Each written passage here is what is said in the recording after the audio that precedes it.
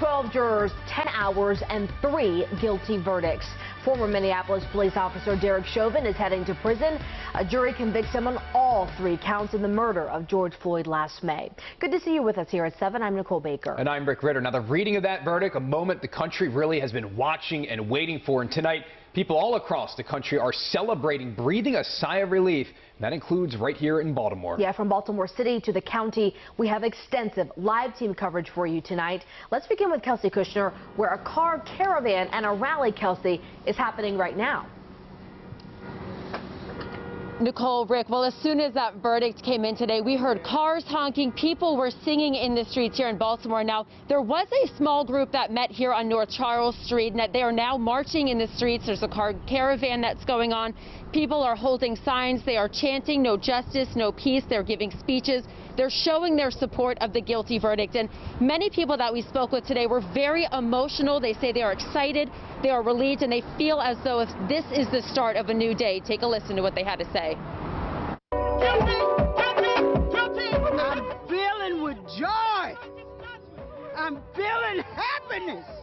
I'm feeling justice. It kind of gives me hope that I can finally get pulled over without having to fear for my life.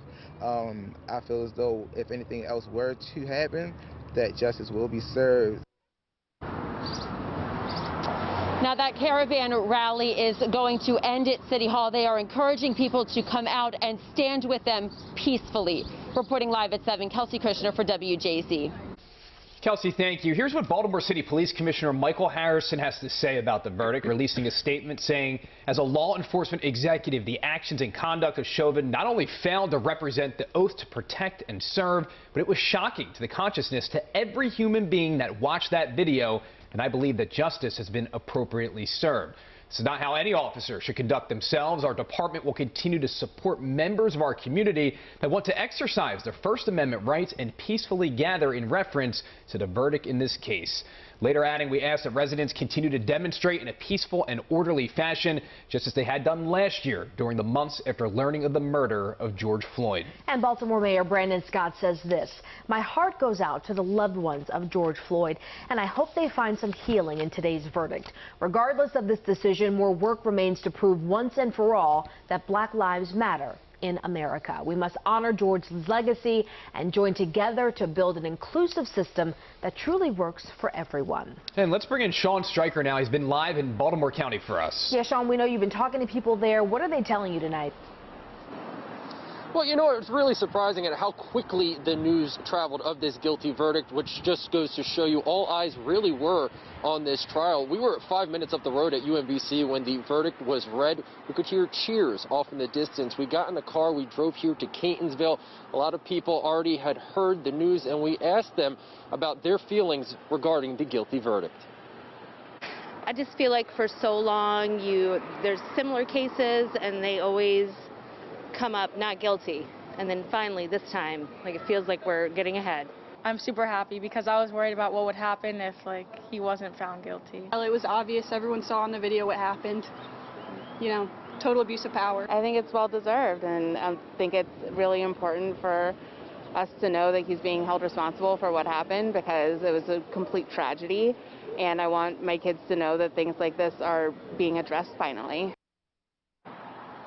Now, one of the person I spoke with today, I said, "How do you feel? What's the first emotion that comes to mind?" She told me relief, and I have a feeling that a lot of people are feeling slightly relieved tonight. Reporting live in Catonsville, I'm Sean Stryker for WJZ. Lots of reaction tonight, Sean. Thank you. Avajoy Burnett joins us right now, live at City Police Headquarters. And Avajoy, local leaders have been on high alert, waiting to see what would happen in Minneapolis, and they've been preparing for this moment. Tell us about it. They've been preparing for this for weeks now. We spoke with the police commissioner here in Baltimore City, and he told me that he's been spending time, especially getting training for his newer officers so that they are aware of the First Amendment rights of protesters. He also told me that he's been working with other agencies around to ensure that everything stays safe, not only today, but beyond. Even before the jury started deliberating in Minneapolis, barriers went up around City Hall and Baltimore Police Headquarters. Police Commissioner Michael Harrison says he supports protests, but not the violence. The message is clear. If you come in to do harm and destruction, and commit crime, you will be held accountable. Baltimore County Police said they've been monitoring the trial and they are in a continuous state of readiness and they're ready to adjust based on intelligence. Further south in the nation's capital, the Department of Defense authorized more than 200 D.C. National Guard troops to help Metropolitan Police just in case. Baltimore's history with protesting police misconduct is still a fresh wound here. Literally, I think to the day 6 years ago that we experienced great violence in our own city. We watched Baltimore burn, and we don't want to go back. The city's first equity officer who focuses on diversity says there's a direct correlation between police brutality and the fight for change. The protests are the voices of the unheard. From an equitable perspective, it is inequitable that African Americans are the ones that are being subject and victimized, and they're saying enough.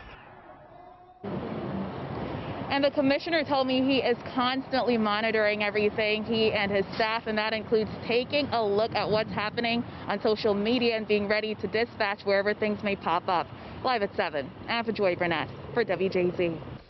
Joy, thank you. Governor Hogan tweeting about the guilty verdict, saying the senseless murder of George Floyd served as yet another reminder that we still have a long way to go to live up to our nation's highest ideals. And justice has been served, and we hope that the verdict will bring some measure of peace to the Floyd family and community. Well, of course, stay with WJZ for complete coverage of the verdict of the Derek Chauvin trial and what comes next.